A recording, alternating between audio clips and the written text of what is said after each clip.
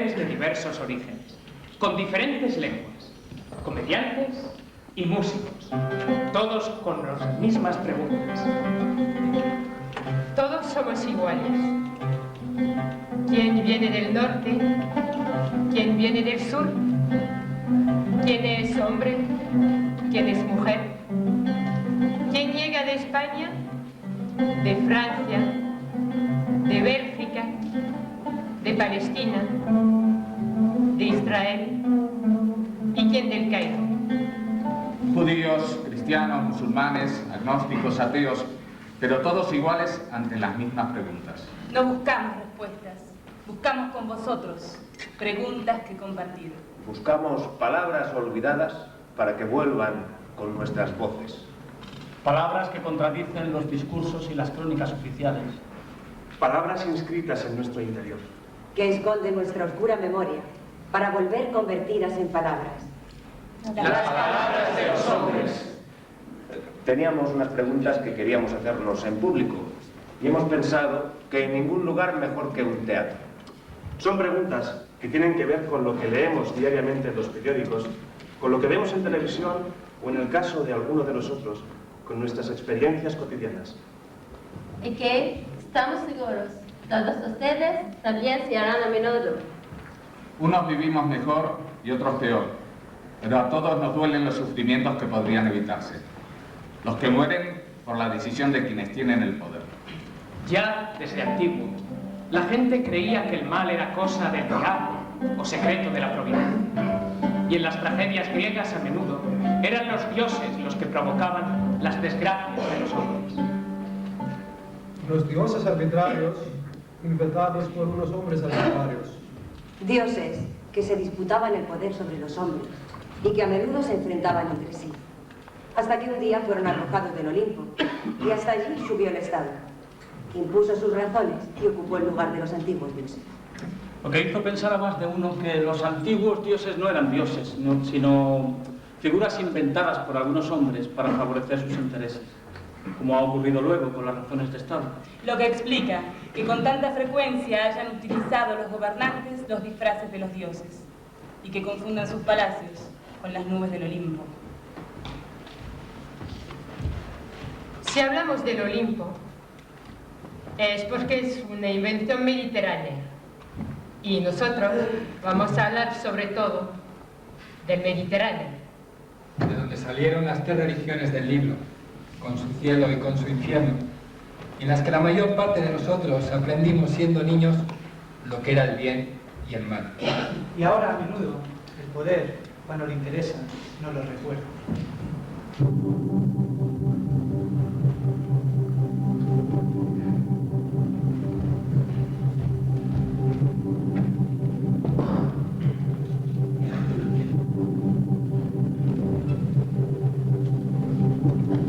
Hoy, nuestros conciudadanos, nuestra forma de vida, nuestra libertad, fueron atacadas por una serie de fatales actos terroristas.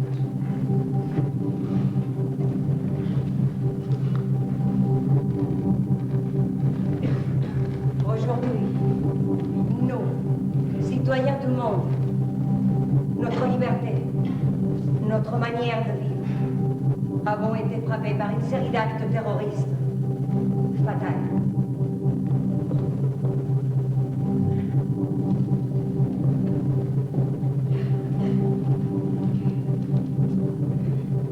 Hoy, nuestros conciudadanos, nuestra forma de vida y nuestra libertad han sido atacados por una serie de fatales actos terroristas.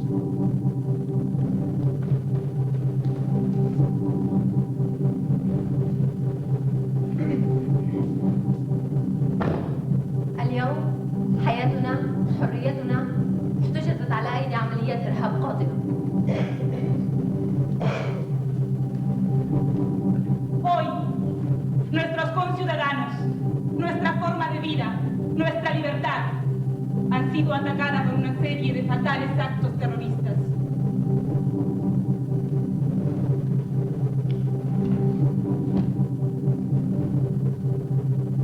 Aujourd'hui, nous, citoyens du monde, notre liberté, notre façon de vivre, série d'actes terroristes fatals.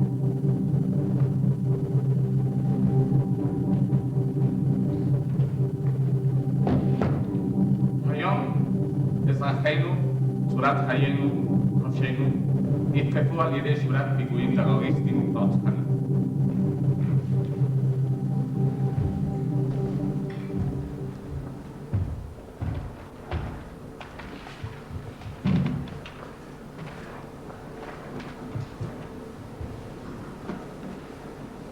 Hoy, nuestros conciudadanos, nuestra forma de vida, han sido atacadas por una serie de fatales actos terroristas.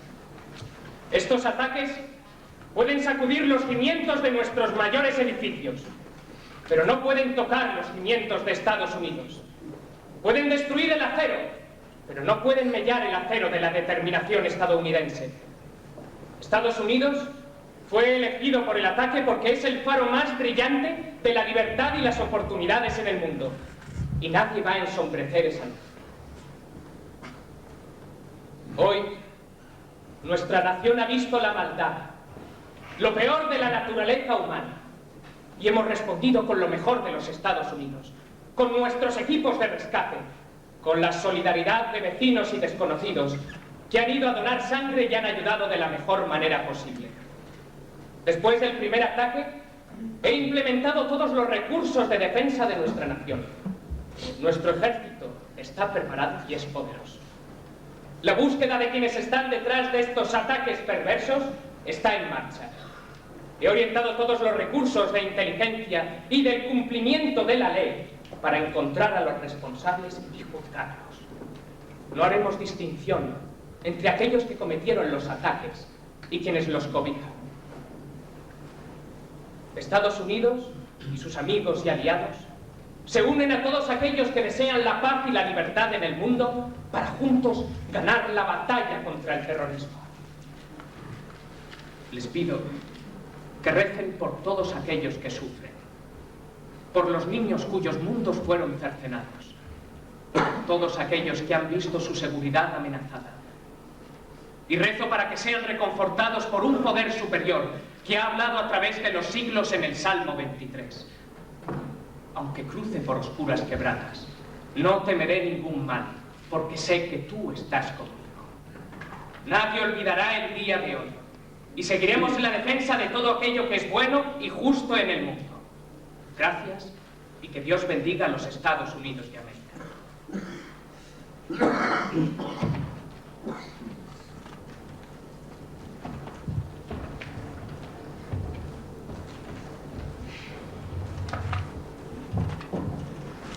Los Estados Unidos y sus aliados nos masacran en Palestina, en Chechenia, en Cachemira, en Irak. Los musulmanes tienen derecho a ejercer represalias contra los Estados Unidos. Los ataques del 11 de septiembre no iban dirigidos contra mujeres o niños, ya que sus verdaderos objetivos eran los símbolos del poder económico y militar de los Estados Unidos. El profeta también estaba en contra de la muerte de mujeres y niños.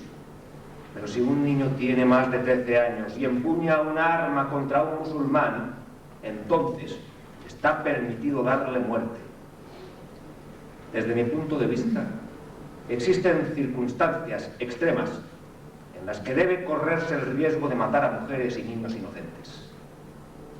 Llevamos a cabo la misión del profeta Mahoma. Nuestra misión reside en propagar la palabra de Dios, no en masacrar a la gente. Pero nosotros también somos objeto de asesinatos, de destrucción y de atrocidades. Únicamente tratamos de defendernos. Esta es una guerra santa defensiva. Tratamos de defender nuestro pueblo y nuestra tierra. Por eso digo que si nosotros no logramos nuestra seguridad, los estadounidenses tampoco conseguirán la suya. Es una regla tan sencilla que hasta un niño de los Estados Unidos la puede entender. Vive y deja vivir. En cuanto a quienes dicen que mis opiniones no respetan las doctrinas del Islam, no los tomo en consideración, aunque sean ulemas y lo proclamen en fatwas o decretos religiosos. La historia está llena de ese tipo de ulemas que justifican la venalidad, la ocupación de Palestina por los judíos, la presencia de tropas norteamericanas en los lugares santos. Bush lanzó la palabra cruzada. Pues bien, se trata de su cruzada. Y todos los líderes musulmanes que no se opongan serán castigados por su pueblo y por Alá. En estos momentos se está desarrollando en Afganistán una gran guerra por el futuro del Islam. Todos los poderes están unidos contra los musulmanes y es, conforme a la religión, participar en esa guerra.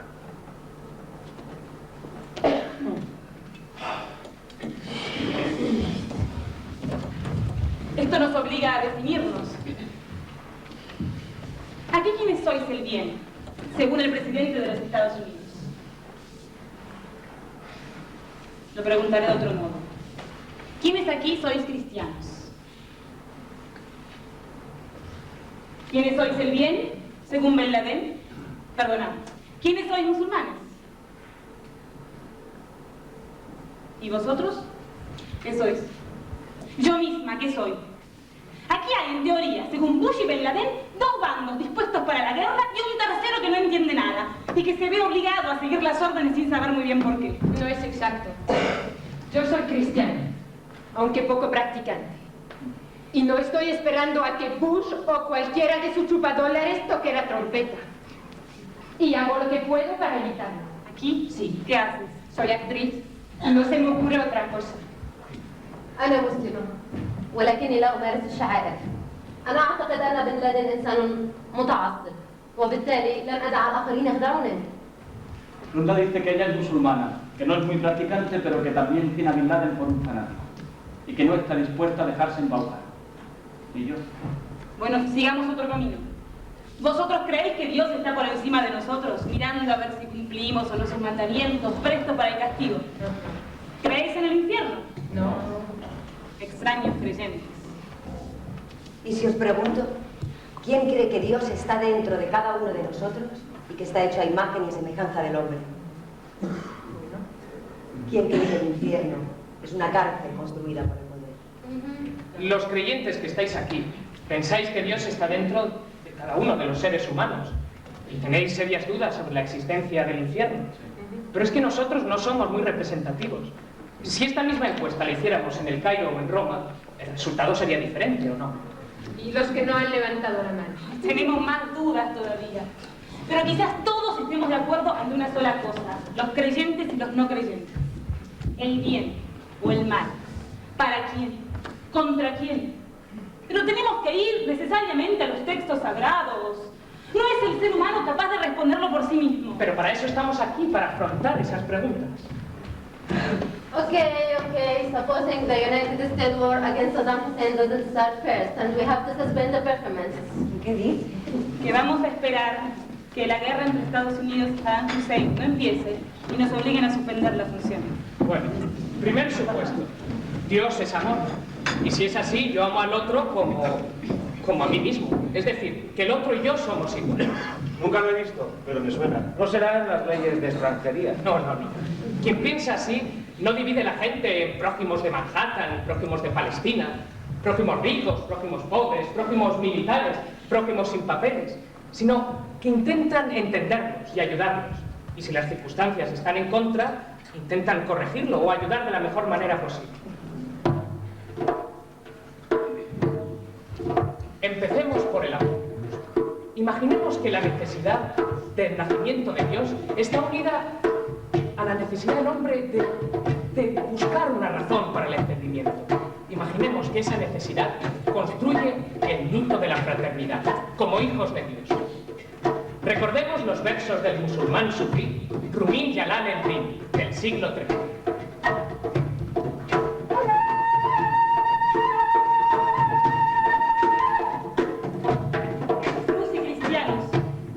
De extremo a extremo. Él no estaba en la cruz ya.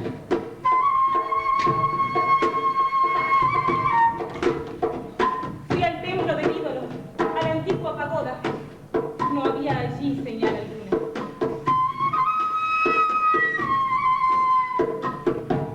Me dirigí a la cama. No estaba en ese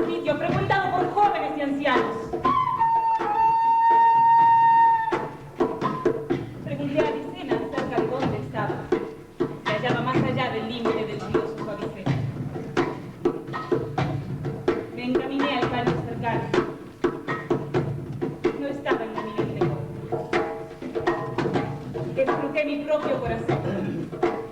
Y a él vi hacia adentro. En ningún otro lugar estaba.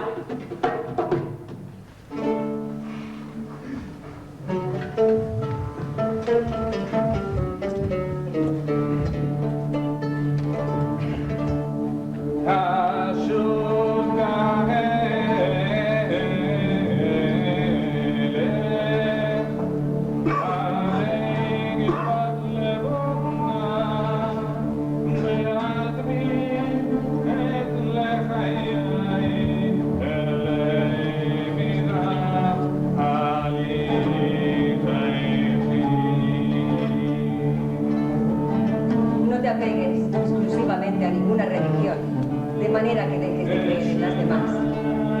Perderás no poco bien, más aún, no acertarás a reconocer la verdadera verdad.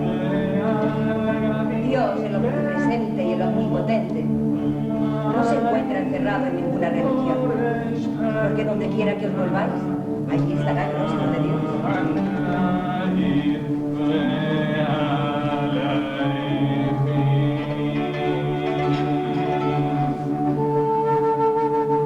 Si cada cual reza lo que cree, su Dios es la hechura de sí mismo, y al rezar se reza a sí mismo, anatematiza las creencias de los demás, lo cual no haría si fuese justo, porque el desagrado hacia la religión ajena se basa en la ignorancia.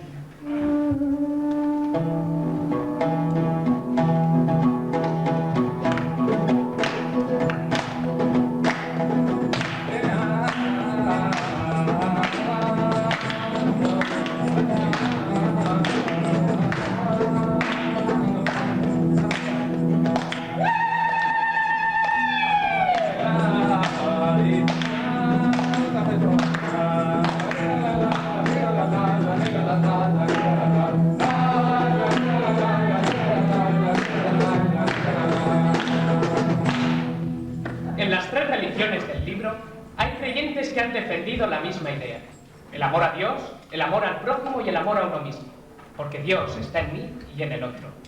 Santa Teresa vivía en el amor a Dios, y ya en el Cantar de los Cantares, el amor entre mujeres y hombres era el símbolo de la creación.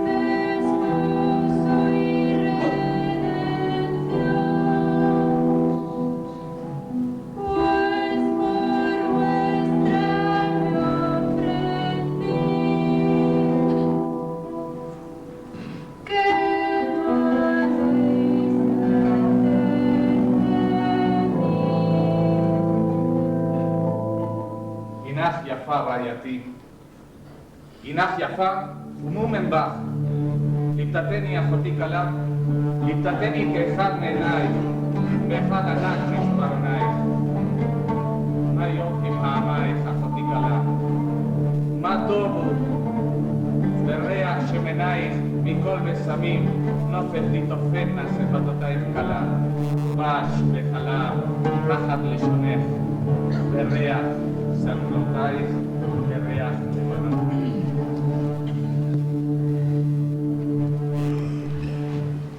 La fraternidad humana a partir de las religiones es utópica, lo sabemos. Claro, porque Cada creencia, cada religión ofrece una visión del mundo deseable a los ojos de su Dios. Y estas visiones son diferentes en cada religión. Y de hecho, ello condena a los seres humanos al enfrentamiento. Totalmente. Veamos cómo en los textos sagrados se mezcla el amor con el temor. Esto permite a las religiones elegir en cualquier caso el Dios que le conviene. Plaise à Dieu que la force ne détruise pas l'amour. لا تدعوا إله الحرب يتغلب على إله الحب. אל תיתנו לאל השנאה לנצח על אל האהבה. Ojalá que el Dios de la guerra no venza al Dios del amor.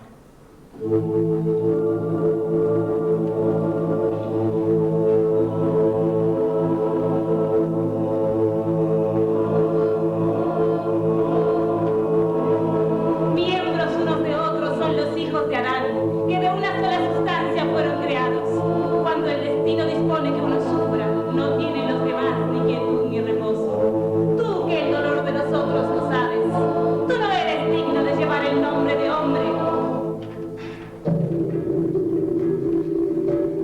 Cesad de apoyaros en el hombre, cuya vida es un soplo. ¿Qué estima podéis hacer de él? Tratad a los hombres de la manera que queréis que ellos os traten.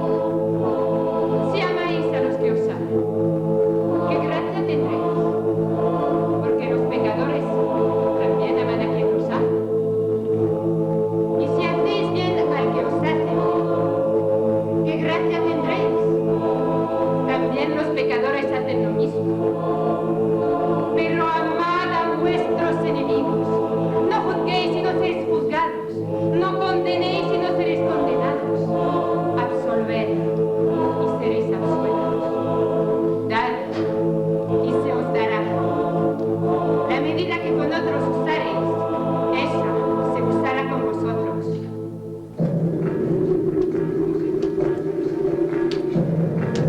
No es propio de un profeta tener prisionero hasta que no haya cubierto la tierra con los cadáveres de los incrédulos. Deseáis, creyentes, lo que el mundo ofrece, y Dios desea lo que ofrece la última vida.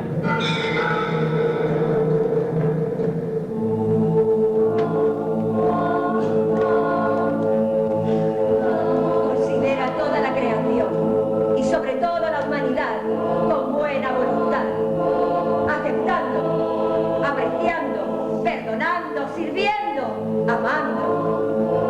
Que ello caracterice tus relaciones con el mundo. Escucha tu conciencia, purifica tu corazón. A toda la creación,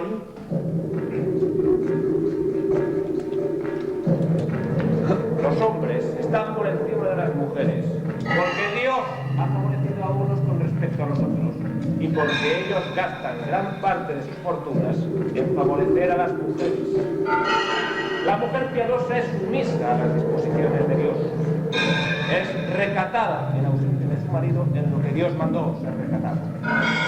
Aquellas de quienes temáis la desobediencia, amonestadlas, confinadlas en sus habitaciones, golpeadlas.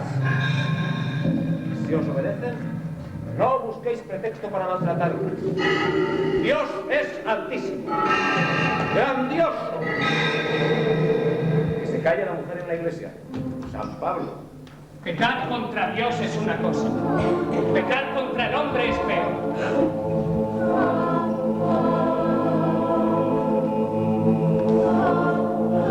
Llevar el gozo a un solo corazón es mejor que construir 1000 templos para Dios. Hubo un tiempo en que reprochaba a mi prójimo el que su religión no estuviera próxima a la mía. Ya en mi corazón caben todas las formas. Pues es prado de gacelas, monasterio de monjes, tabla electoral, templo de Buda, cava de peregrinos, versículo del Evangelio y aleyas del Corán. Doquier cabalgue el amor, con su doctrina moriente. Solo el amor, solo, es mi única fe y mi creencia eterna. Y dijo David: oh Yahvé, ceñiste de fortaleza para la guerra. Sometisteis a mis enemigos contra mí. Obligasteis a mis enemigos a darme la espalda y reducías al silencio a los que me odiaban. Bendito sea Yahvé, mi roca, que adiestra mis manos a la guerra, mis dedos al combate. Él es del todo piadoso conmigo. Mi escudo, mi asilo, mi refugio, mi fortaleza. En él confío. Él me somete a los pueblos. Las guerras santas, un bien para unos, un mal para otros. Nosotros sabemos que son un mal, ustedes saben que son un mal. Pero lo que no acabo de entender es que como todavía hoy en día hay gente que cree que las guerras santas son un bien. Quizás porque hay un Dios del poder y otro de los oprimidos. Uno que alienta la guerra y la conquista y otro que vive entre los humildes y los derrotados. Con lo que al final, más que un enfrentamiento de religiones, tendríamos un enfrentamiento entre dos formas de entender a Dios. Por tanto, la lucha entre los dioses del poder será permanente, y así lo ordenarán a sus siervos y creyentes. Y de la misma manera, el encuentro de los dioses de la fraternidad será también un anhelo constante. Ese es el verdadero dilema, porque para quienes no gobiernan, poco importa el portero del infierno. Lo que necesitan es cerrarlo para siempre. Cuando el poder invoca a Dios, sabe que contará con la adhesión general, tanto más fuerte cuanto mayor sea el temor religioso de la colectividad. Las preguntas pierden sentido, porque las respuestas no están en los hombres y las mujeres. Y porque el poder se afirma como intérprete de principios que están por encima de la vida. E incluso muchos poderes que se proclaman laicos intentan hacer de sus ideologías sistemas intocables, cuya negación suponga una herejía. Dios, las religiones.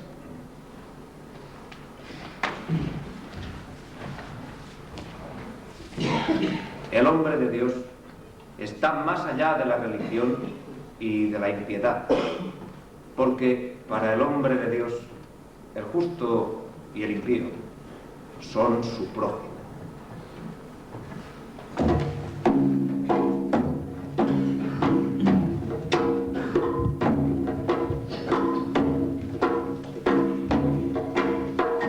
El Salmo es una joya que le dimos en prenda a los poetas, a los sacerdotes.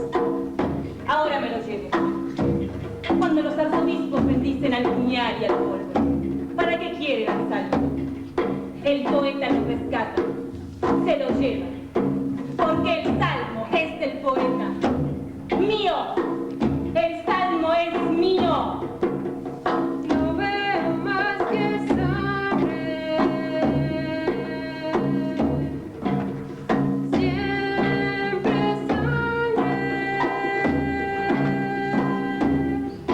sobre el mundo.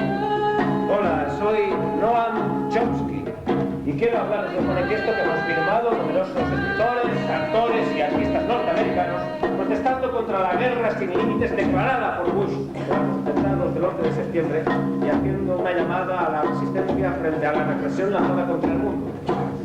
Ambas son injustas, inmorales e ilegítimas. Lamentamos la existencia de una represión interna que impide el debate sobre la política presidencial.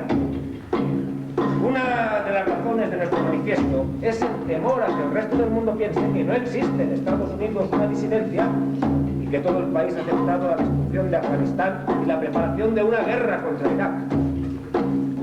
Tengo una rosa en sangre entre las manos,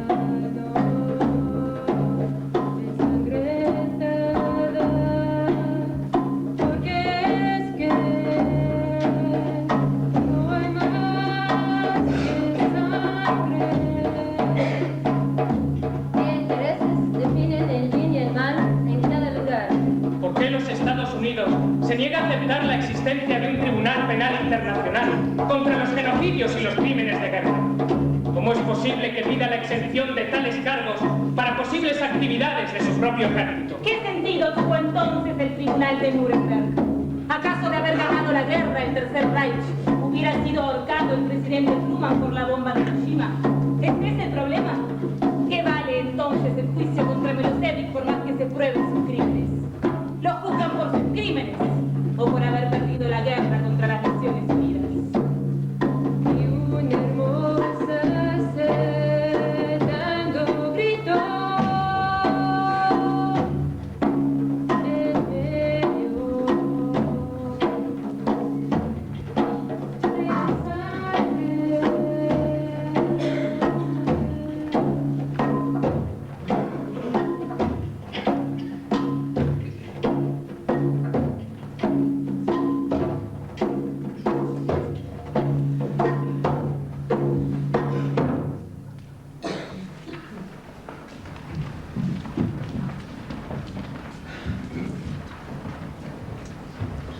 اسمي خالد البري، ولدت عام 1972 في مصر وحاليا عايش في لندن.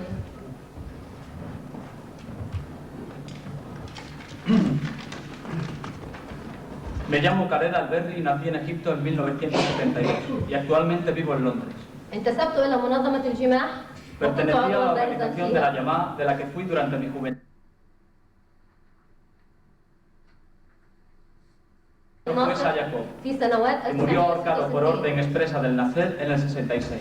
Para Koch, no solo los infieles viven en la ignorancia, sino buena parte del Islam. La Guerra Santa ha de hacerse también contra los pretendidos musulmanes. Y la comunidad de creyentes ha de volver a ser la comunidad islámica primitiva, la que fundó el profeta Mahoma. Estas ideas me llevaron a participar en muchas acciones de las que hoy me avergüenzo. Detenido por la policía egipcia, pasé varios años viviendo en prisión donde fui torturado. Aún así, la observación de cuanto sucedía a mi alrededor, el descubrimiento de la libertad de juicio me cambió.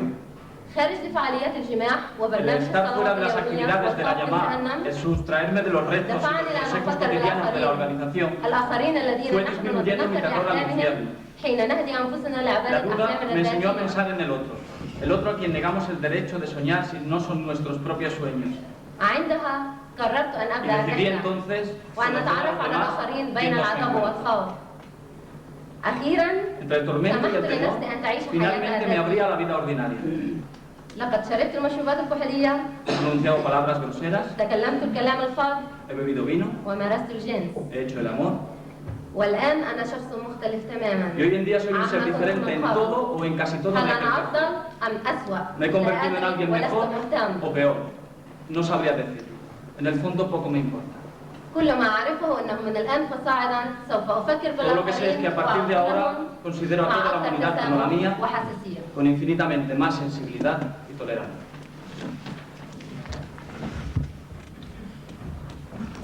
Me llamo Enrique Miret Magdalena.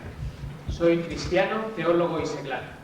Y he sido convocado para dar mi opinión sobre las incidencias de las religiones en la política y en la violencia, antiguas y penosamente contemporáneas. Si recordamos someramente la historia, los judeocristianos quedaremos impresionados por el ejercicio de la violencia en nombre de Dios, ya sea Yahvé del Antiguo Testamento o por la defensa cruenta de la verdad cristiana durante siglos, a pesar de la tolerancia mostrada hacia todos por Jesús, que por eso murió ajusticiado en su propio país.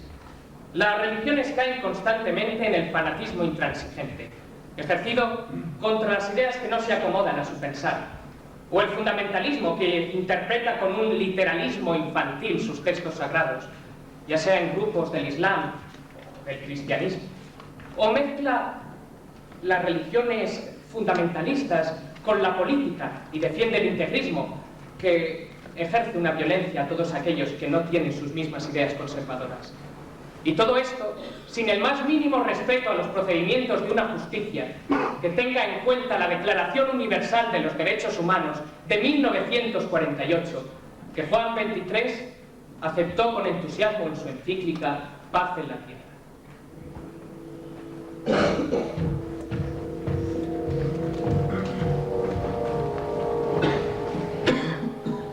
Hace años, Europa vivió el ascenso del fascismo.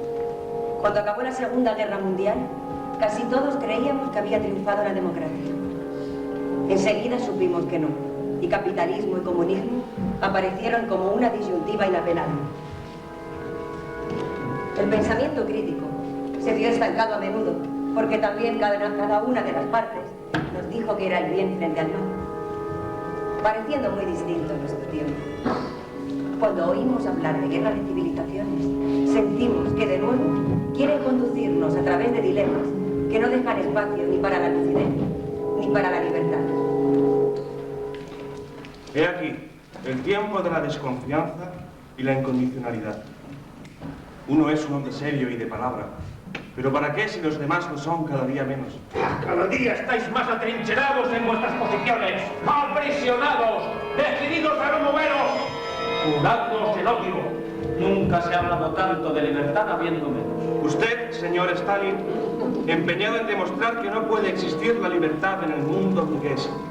Y usted, señor Truman, comprobando sin dificultad que no existe en la URSS. Los dos faltan a la verdad.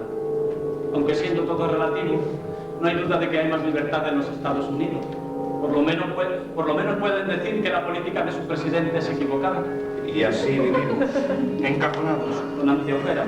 Sin saber más que lo que queráis que sepamos. Sin elementos para discernir ni juzgar por nosotros mismos. Y más que escondidas. Tenemos que husmear entre líneas, interpretar y suponer. Por eso no hubo nunca tantos profetas ni adivinos, y es un buen negocio leer en las líneas de la mano. Gastamos vilmente nuestras vidas, yendo de una pared a otra. A esto nos condujo a la libertad soñada, a fuerza de tanto ímpetu y de tanta sangre. Porque no solamente queremos paz y vacaciones pagadas, sino libertad. ¡Queremos libertad! ¿Sabéis lo que es eso? ¿O ya cayó en el polvo del olvido de vuestras azacaneadas memorias? Libertad, querida, único remedio contra la servidumbre. Porque no dudo que nos queráis dar cuerpo. Pero sin libertad, ¿de qué sirve? Al cuerpo sí, pero el espíritu también tiene su corazón. Todo esto suena viejo. Se ha dicho 1000 veces y se ha proclamado. Más viejo es el sol. Y calienta bien.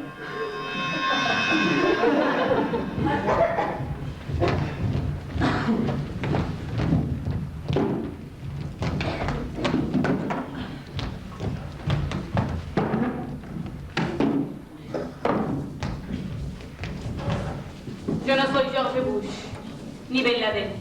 Yo no soy Blas de Otero, ni Max Aub, ni León Felipe. Y yo no soy Noam Chomsky, ni Caleb Alberri. Yo no pertenezco ni a este tiempo, ni a estas guerras, ni a estos dioses. Y yo no leí el Cantar de los Cantares, ni el Corán, ni la Torá. Tampoco supe de los saberes del andaluz y de la filosofía sufi. Pero sigo haciéndome las mismas preguntas. ¿Quién define el bien? ¿Quién define el mal? ¿Qué intereses? Yo vivo en Troya. Soy una mujer troyana. Quizás no recuerden dónde queda Troya. Troya está en la memoria mediterránea. Es la ciudad de la ciudad. Ciudad sitiada y vencida, con las argucias de un caballo de madera. Es la ciudad donde comienzan todas las guerras, todas las muertes. En todas las batallas, Troya. En todos los tiempos, Troya. En las víctimas y los refugiados. En los campos de exterminio, Troya.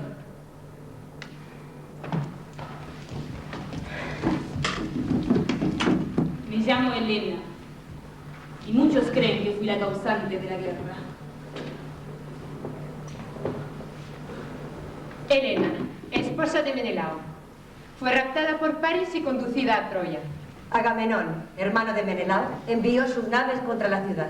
Agamenón quemó, arrasó, destruyó.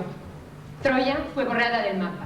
Y todo por culpa de una mujer, la más bella del mundo antiguo. Así habla el viejo relato, pero debemos creerlo. ¿Alguien alguna vez osó cuestionarlo? ¿Qué intereses, qué fuerzas, qué poderes, qué dioses estaban en pugna?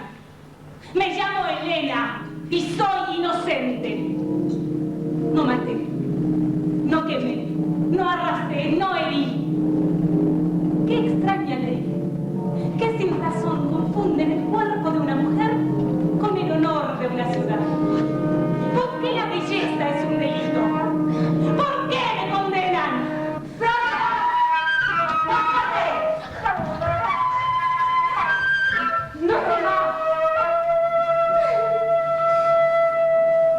Ahora.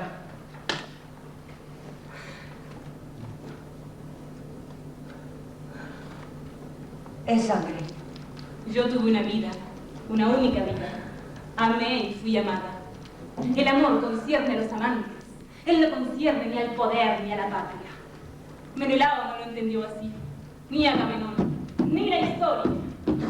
Hacía falta una excusa. Y una mujer siempre es una buena excusa.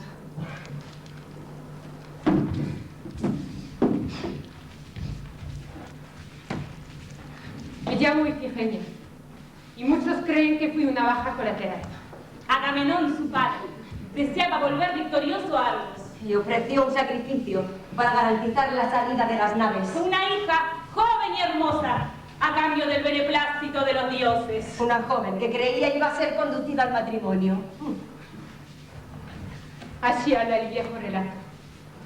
Pero debemos creerlo. ¿Alguien alguna vez osó cuestionarlo?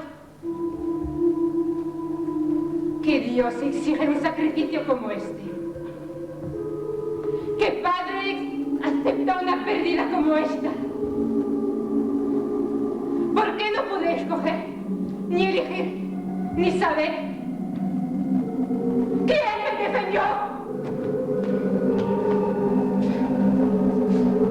Me llamo Ifigenia y soy inocente. ¿Qué derechos tenían a sacrificar mi vida? ¿Qué poder? ¿Qué Dios? ¿Qué fuerza? ¿Qué rango se le otorgó?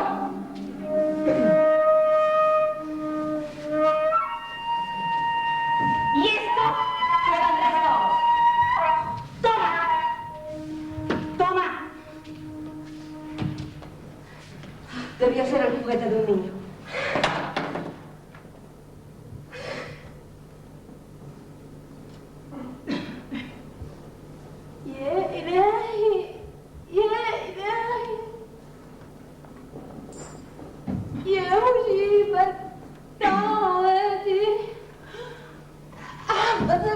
Tenía una vida, una única vida. Amé a mis hermanos, honré a mis padres. Mi padre me engañó. Creí que me conducía al matrimonio, pero me llevó al sacrificio. Mi padre creyó que valía la pena. Una hija a cambio de la gloria. Y la historia. Hacía falta una víctima. Y una mujer siempre es una buena víctima. Yo no me llamo de ningún modo. No tengo nombre. No puede ser. Todos tenemos un nombre. Todos no, ni todas. Vosotras teníais rango de princesas. Pertenecíais a familias ilustres y poderosas. Yo no. No tengo ni bienes, ni patrimonio, ni no soy ilustre. No figuro en la historia. No tengo nada. Y lo que tenía me lo arrebató la guerra. Soy una mujer troyana y soy inocente.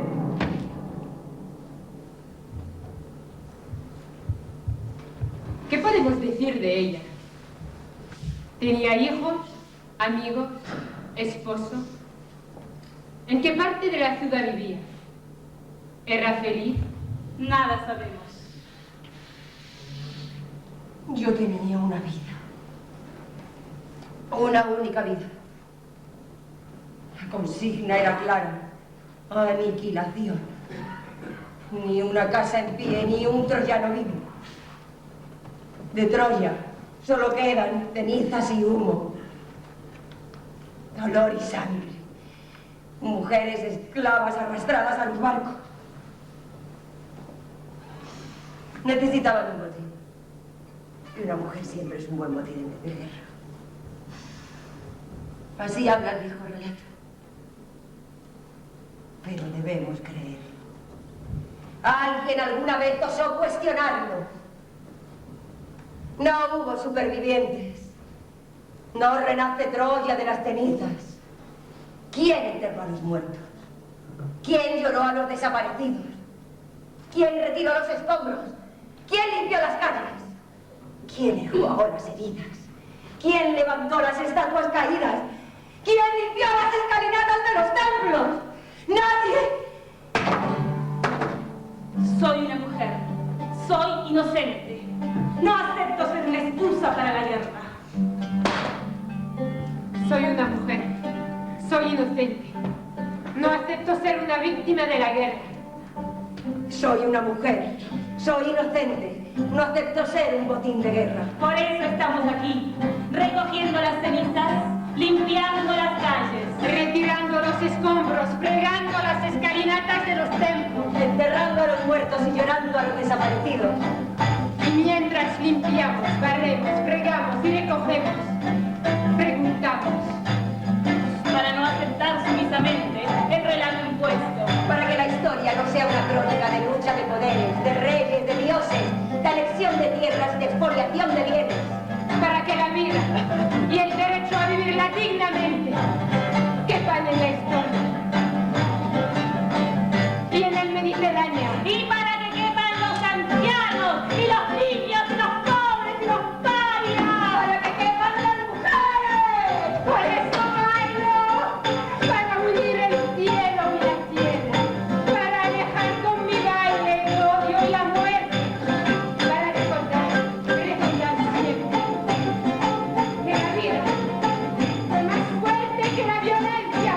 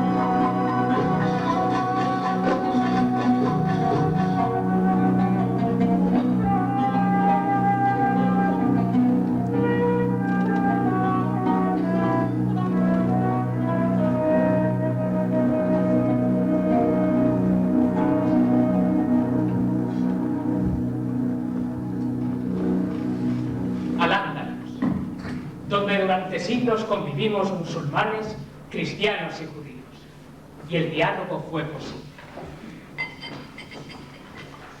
Bebamos a la salud de nuestro emir Abderramán II y de su glorioso reinado. Que Alá lo proteja. Al-Ándalus, refugio de todos los poetas y pensadores. Maimónides, Averroes, Avicena... Inshallah. Inshallah. Mi nombre, Ciria. Al Andalus debo todo cuanto tengo y cuanto soy. Después de vagar por Siria, el Cairo y los desiertos de Egipto y Libia, hasta llegar a la ciudad de Kairawan, donde recibí la invitación de Al-Hakam I, el padre de nuestro emir. ¿Y cómo entender su duro destierro y la gloria alcanzada en Córdoba, donde es admirado? Admirado e imitado por todos. Fui discípulo en Bagdad del famoso músico Shahab al-Mansuri, el preferido de Harun al-Rashid. El de las 1001 noches. Un día, Harun al-Rashid, le pidió a mi maestro que le presentara al más aventajado de sus alumnos. Shah me eligió a mí. Y yo me atreví a tocar y a cantar mis propias composiciones. El califa las escuchó con agrado e incluso felicitó a mi maestro. Y naturalmente en este se despertó la envidia. Hasta el punto que me puso en el dilema de quedarme amenazado de muerte o marcharme para siempre de Bagdad. Y se fue, víctima de su talento y de la envidia. No, de mi amor a la vida y de la necesidad de sentirme libre y de no torturar mi imaginación con las amenazas del infierno. Y cuanto buscabas lo encontraste aquí, bajo la protección de nuestro emir Abderramán II. Tal vez deberíamos hablar de verdad. De ir descubriendo lo que la imaginación aventura. De sentir desbordada la imaginación por las nuevas palabras. Hermoso tema el de la imaginación. Siempre temida por el poder, porque va más allá de lo que tenemos delante de los ojos y nos abre espacios y tiempos que ningún poder puede controlar. Recordemos el comienzo de Al-Ándalus y su primer emir, Abderramán II. Al-Ándalus, el lugar más libre y refinado del Islam. Del Islam y probablemente del mundo. En ningún otro lugar hay tantos poetas y pensadores, ni 3 lenguas y hasta 3 culturas.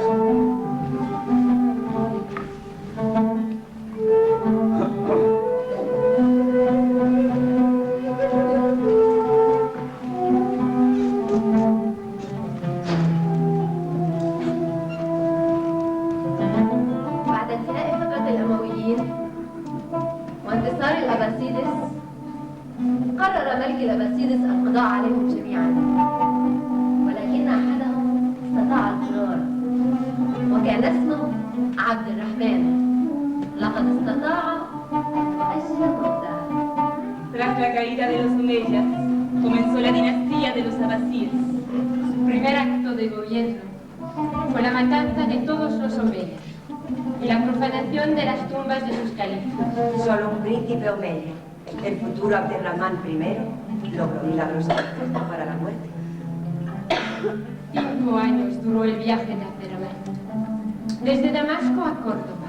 Desde la que fuera su patria, a la que habría de serlo luego para siempre. En el año 755, حسب الرزنامة المسيحية según el calendario cristiano, el fugitivo Abderrahmán pisó la playa española de Muñeca. Al año siguiente, en la mezquita mayor de Córdoba, que ocupaba todavía la mitad de la iglesia cristiana, fue consagrado como emir y recibió el juramento de toda la nobleza. No lejos de la ciudad de Córdoba, construyó un palacio en el que recordar aquel otro donde pasó sus días infantiles. Y al que le dio el mismo nombre, Al-Muzaffar. Murió sabiendo que Al-Ándalus era el sueño de una Siria entonces ahogada por la brutalidad y el fanatismo de los abasíes.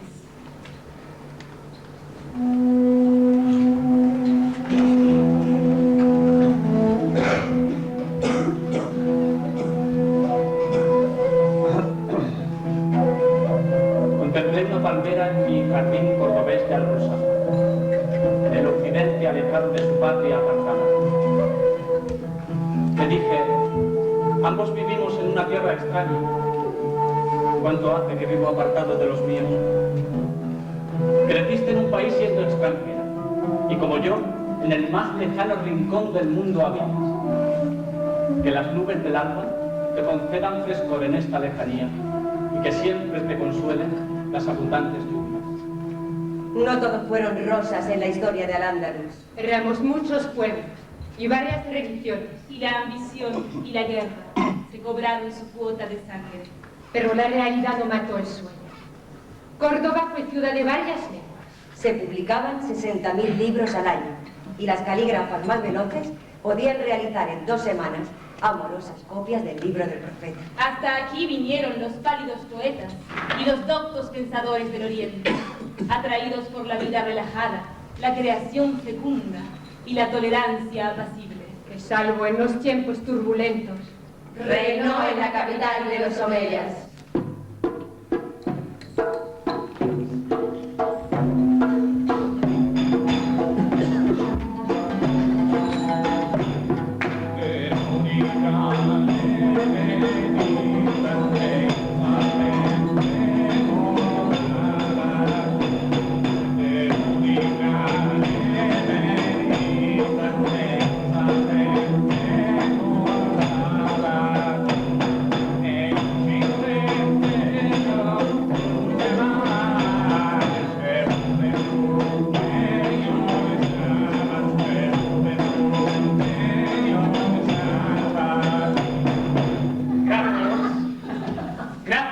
todos por mostrarnos que Al-Ándalus es país de tolerancia. ¡Shaka!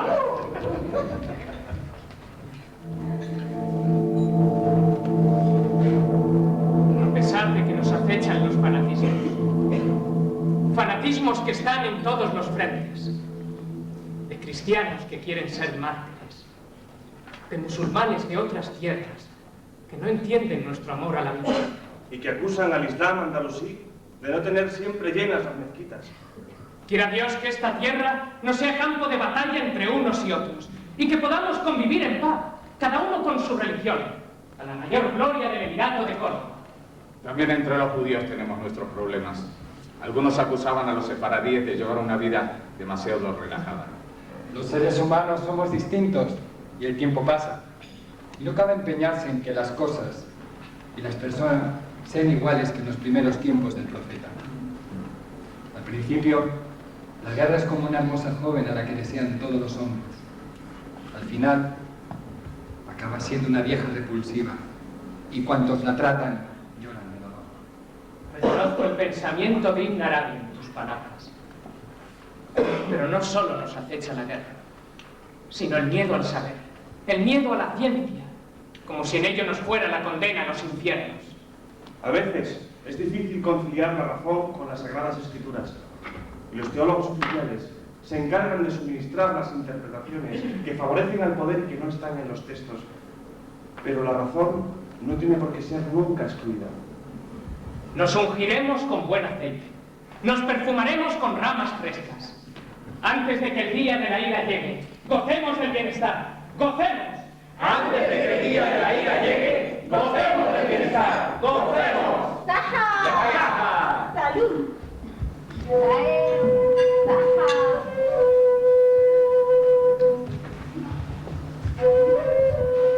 Érase una vez un reino diminuto, una isla, habitado por un pueblo feliz, un pueblo joven y estudioso, un país donde la gacela convivía con el león sin peligro de ser devorada, un feliz país apacible y próspero, donde reinaba un joven príncipe, Sadreddin al-Sultán, que Dios prolongue su vida y su salud.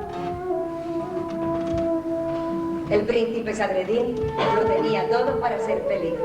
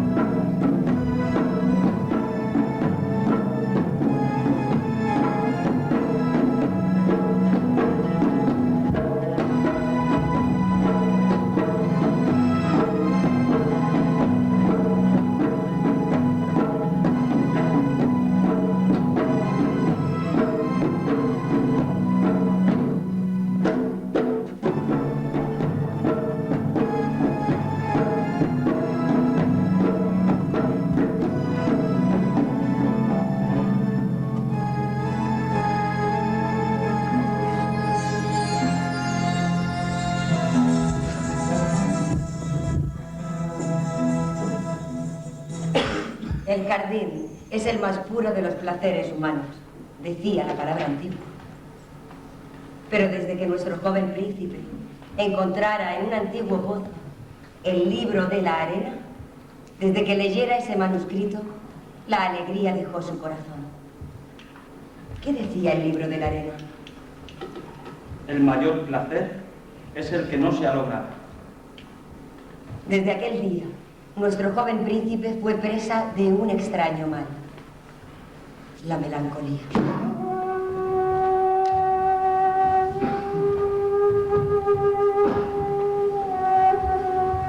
La melancolía. Me pregunto si andando los siglos no se recordará esta etapa como un tiempo en el que se intentó la concordia. La razón y las religiones convivieron sin graves problemas. ¿Estás seguro? Es cierto que estamos en guerra, y parece que va para largo. Será porque la guerra es el estado natural de los humanos, y la paz el fruto de pequeños espacios en tiempos precisos, mientras se fragua la violencia en otros lugares. Para muchos, la paz es un vacío, y buscan cualquier pasión para llenarlo. ¿Y qué mayor pasión que la victoria?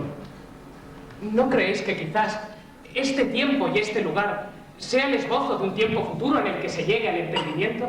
Por eso estamos aquí, para que sea la razón y no el fanatismo la que lea los textos sagrados y busque su sentido. El problema, amigos, es la herencia que unos y otros vamos dejando. ¿Qué harán en el futuro con tantos dioses y tantos caminos de violencia? ¿Cuándo el bien de hombres y mujeres será el principio de la norma? ¿Cuándo los seres humanos serán los dueños de sus leyes?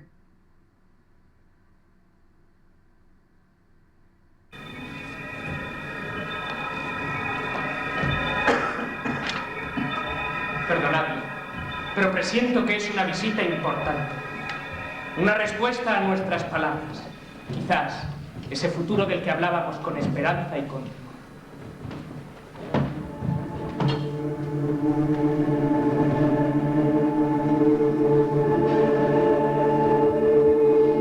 Pasa, Eulogio. Este es el encuentro que nunca tuvo lugar y que solo es posible en el teatro. Tú a mí me conoces y sabes lo que represento. Por eso estás aquí. Yo te conozco de oídas y sé que has venido a recriminar mi conducta. Pero pasa y toma un vaso de vino. No. No voy a beber ni a sentarme. Fueron muchos los años en los que te tuve por la imagen del pecado, en los que sentí cierta curiosidad por saber cómo serías realmente. Comprendo. Por saber cómo es el diablo cuando se quita el uniforme. Pero siéntate al menos. Eulogio, ¿has oído hablar del ajedrez? Sé que es un juego que trajiste del Oriente. Sí, y un juego infernal. Bueno, cogemos el ajedrez. Pongamos una fecha para este encuentro. ¿Qué te parece el año 850? 2 años antes de la muerte de nuestro emir. 7 años antes de la tuya. Y 9 años antes de que ganes tu martirio. 9 años aún de sufrimiento, puesto que para ti es la espera impaciente de la gloria. Yo también, Eulogio.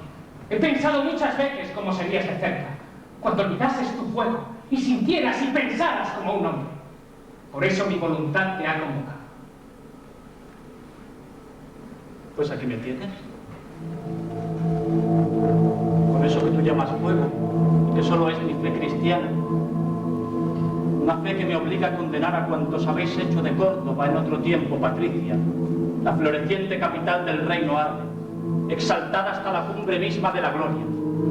A cuantos invocando el nombre de Mahoma, habéis enriquecido y hecho de ella un abominable paraíso terrenal. ¿Pero tan terrible te parece? Sí, porque está hecha sobre el desprecio absoluto al único Dios verdadero.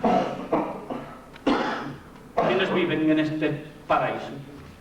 Muladíes o cristianos que han renegado de su fe para aceptar las enseñanzas de Mahoma, la bestia número 666 del Apocalipsis, un infame manchado por todos los crímenes que ha arrastrado consigo a tantos y tantos infelices a las profundidades del infierno. Cálmate, Eulogio. ¿Tú crees que si un musulmán dijera, aunque fuera en privado, cosas tales de Jesús en tierras cristianas del norte, no le cortarían la cabeza? Allí el respeto a la religión verdadera es una realidad. Sabemos que nada ni nadie puede vivir fuera de ella. Aquí, en cambio, somos más tolerantes, a menos que lo digas ante el Cádiz. Tolerancia. Tolerancia que no ha hecho más que producir la confusión y la tibieza. Entonces, para evitar esa confusión, según tú, deberíamos ser todos iguales. Tener la misma religión, el mismo idioma. Para un cristiano que vive en Córdoba, la respuesta solo puede ser afirmativa. Ya, Pero como Córdoba es la capital de un Estado islámico, todos, incluso tú, deberíamos hablar árabe y ajustarnos al Corán. ¡Qué horror! Por fin estamos de acuerdo, ¿no? Para mí, Abderramán II es un ser admirable. Cuando llegué a esta tierra, me dije que me quedaría si gobernaba con el mismo amor que tenía yo hacia la vida, pero que me marcharía si gobernaba con desprecio al pensamiento y al corazón de sus súbditos.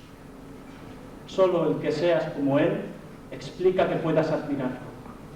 Eulogio, eres uno de esos enfermos que necesita ser maltratado para tener la conciencia tranquila.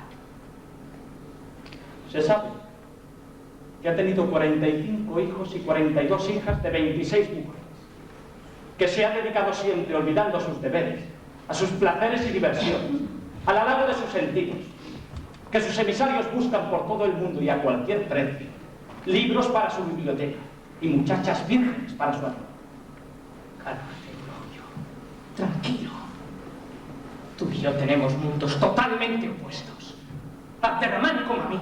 Nos gusta el vino, el placer de la comida y la inteligencia. Y cualquier placer de buen gusto nos parece casto. Sin embargo, para ti esto no quiere decir nada. No, Ciriano, no solo yo. Somos muchos. Muchos los cristianos que estamos dispuestos a maldecir a Mahoma en público y por escrito, a condenar la corrupción moral de esta ciudad y a ganarnos el martirio. En nuestras iglesias lo predicamos todos los días. Y cada vez que un cadí manda decapitar a un cristiano por blasfemia, nuestro corazón se alegra, porque sabemos que está más cerca la hora de Dios en la tierra y el fin de la confusión. Vamos. Tranquilo, Eulogio. Dentro de 9 años, después de haberlo intentado varias veces, conseguirás que te corten la cabeza. Para entonces ya serás arzobispo, y años más tarde de tu muerte te harán santo. Eulogio, tienes delante tuya una carrera brillante. Me voy. ¿Más? ¿No quieres probar antes tu primera y última copa de vino? ¿O a lo mejor quieres que te cante alguna de mis canciones del infierno? ¿O por qué no me confiesas tu amor hacia una joven cristiana torturada por nuestros verdugos? Vamos, cuéntame, ¿cómo era, Eulogio? ¿Cómo era ella? Vamos, cuéntame. Los fieles están esperando mis palabras. Hoy llenarán la iglesia. Nuestras prédicas inflaman cada vez más a la gente. Vete en paz, Eulogio, y que solo tú seas la víctima libre de tu fanatismo. Que Dios perdone tus pecados. Que el deseado martirio te acompañe.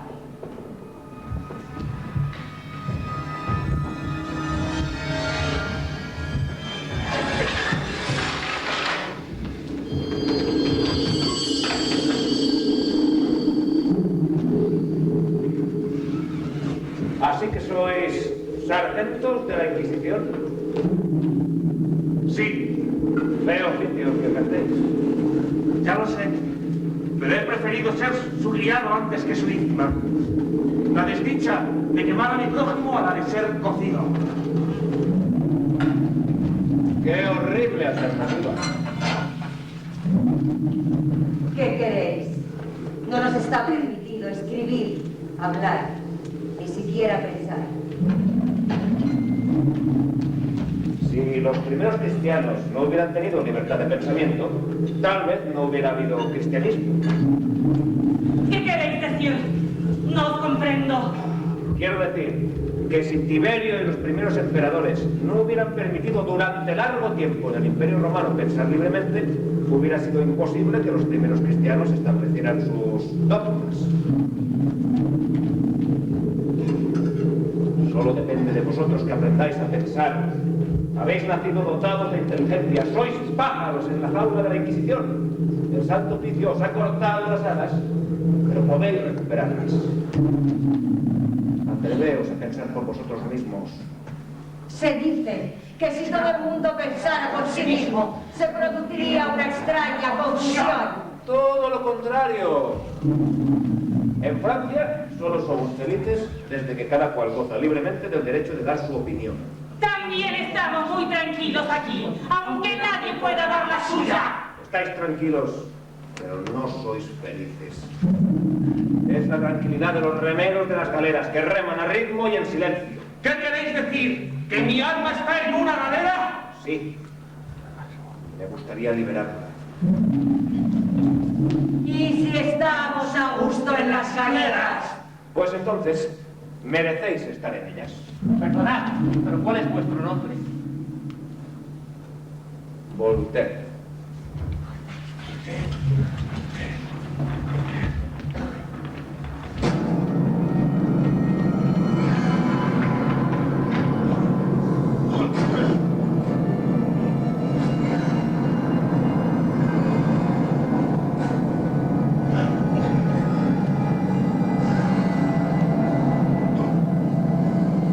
Por la siguiente fatua, con la bendición del Islam, decretamos que la decisión de matar a los norteamericanos y sus aliados civiles o militares es un deber individual de todo musulmán que pueda hacerlo, en cualquier país que sea posible. Todos los libros contrarios al Corán y a la ley islámica deberán ser quemados. En tiendas, hoteles y vehículos se prohíben los cassettes y la música.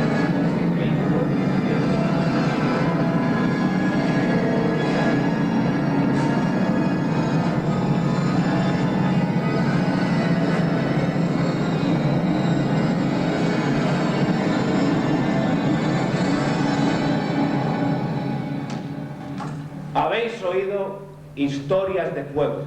أصغيتم لقصص عن النار. Shamatem Sifurei Esh. Aquí se ha quemado el papel, las páginas, los libros. De ese fuego no nace la luz, solo los estremecimientos de la oscuridad y la sangre coagulada de los dedos cortados.